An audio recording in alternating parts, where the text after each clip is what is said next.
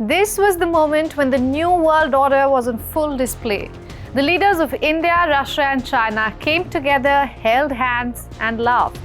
Three powers reshaping contemporary geopolitics and the self-proclaimed leader, the United States, missing. As the Indian Prime Minister Narendra Modi returns home, he brings more questions than answers about New Delhi's future.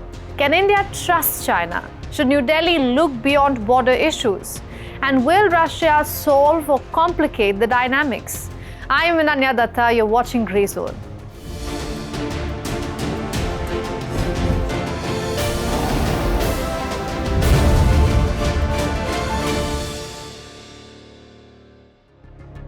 The Indian Prime Minister was in China for the very first time in 7 long years. A trip like this would be impossible to even imagine just a couple of years ago.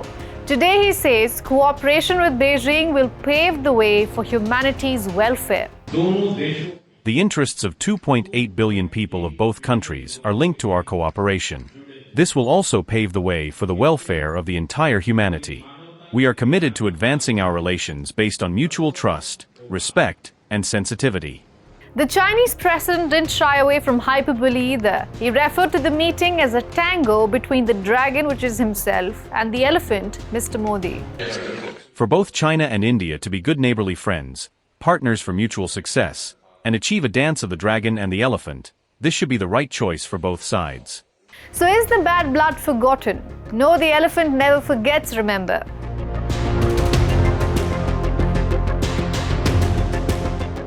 The bilateral meeting between Narendra Modi and Xi Jinping is being hailed as a new chapter in ties that had turned cold. Many are attributing this thaw to the shift in American foreign policy.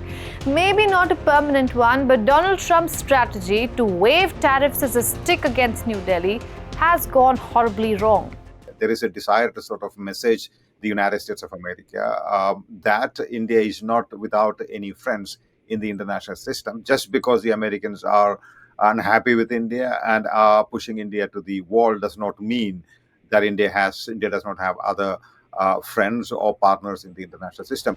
While there is no denying that Trump is a catalyst here, there is also no denying that more than 50% of these meetings were pre-planned.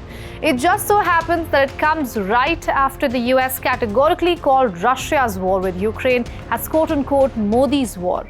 The timing accentuated what would have been a crucial visit nevertheless. It became as much about geopolitics as it is about optics. On the face of it, this looks like some kind of a rapprochement between India and the People's Republic of China. And that's not a bad thing in many ways. China is an important neighbor. China is a major power, likely the next superpower in the world. So it is not possible for India to not to talk to China. One way or the other, the Indian side will need to be in a conversation with China. I think for the next several decades, China is going to be one of India's major diplomatic preoccupations.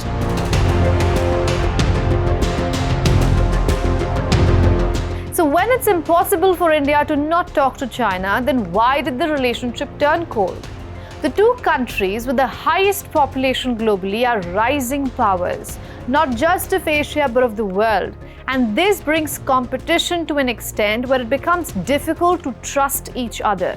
They are trading partners, yes, but not strategic partners. There are unsaid limitations that one won't be able to see while analyzing this one meeting in Tianjin. So can two superpowers coexist side by side? History says no, and the experts say it louder. China is not really a strategic partner. The United States of America is a strategic partner, notwithstanding the recent difficulties between the two sides. So I think we should not lose sight of this important fact that at the end of the day, when the push comes to shove, the Chinese are going to be an adversary. China is a trading partner, but that's about it. China can never be happy about the rise of India in Asia or in the international system.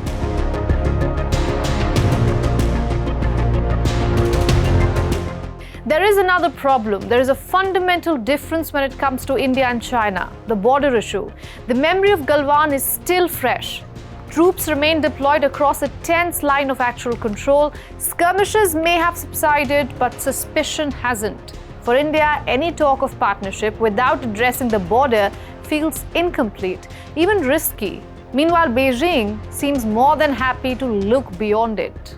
The trouble with that is that if you do that, then you are basically, what is the message you're communicating to the Chinese? You're basically telling the Chinese, you can keep doing that again, and at some point of time we will forget that, and then we'll move on to focusing onto the bigger picture.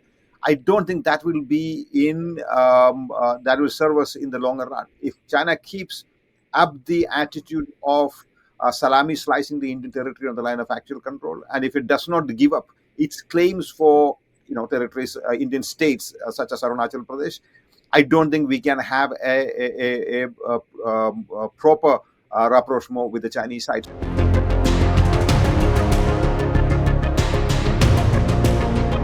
On the global level, China doesn't see itself as an Asian superpower or the global South superpower. It sees itself as the world's superpower. Its attitude towards the US during tariffs say much more about Beijing than Washington. Over the last decades, it has built an international system where the West is dependent on its economy unknowingly. In fact, one of the reasons why Trump is not able to extend its tariff war further against China is because his own American businesses will be hurt. And in this power dynamic, China doesn't see India as an equal. The fundamental problem between India and China in some ways is the Chinese reluctance to accept India as a peer. I understand that China is 5 times India's economy. It is a $20 trillion economy. We are a $4.2 trillion economy. It's clearly a bigger economy than India. But we are a big country territorially. We are a big country in terms of population. We are a major power in the geopolitical terms in the Indo-Pacific and otherwise in South Asia. So I think the Chinese lack of ability to appreciate India for what it is.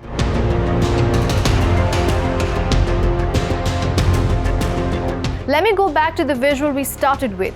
There are 3 leaders in this unsaid partnership. Imagine it to be 3 legs of the world order. If one falls, the order falls. And that means a troubled India-China relationship will indirectly affect Russia. Remember, Moscow shares a no-limits partnership with Beijing and has called India a time-tested friend. So it is in Russia's interest to intervene. But the question is, will it? I don't think India will want to see itself firmly rooted in a worldview that is shared by China and Russia. I think India is getting closer to the United States, notwithstanding Trump being Trump and its impact on India. India is getting close to the European Union. India is a major power in the Indo-Pacific. So India's strategic trajectory is somewhat different from what Russians or the Chinese would like India to be pursuing.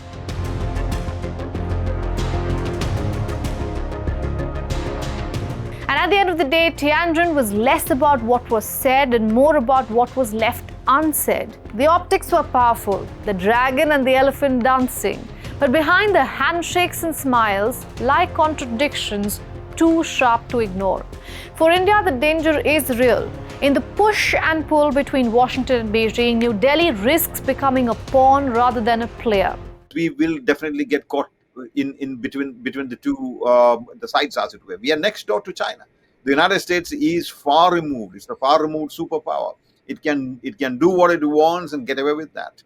We are neither a superpower, nor are we bigger than China, and we are next to China. And that brings us back to the big picture. The so-called New World Order is still in the making. Tianjin may have offered a glimpse of it, but the real test lies ahead. Whether India can shape that order on its own terms or whether it will be shaped by others. That's something we will have to see. I'm Ananya Datta. You've been watching Grey Zone.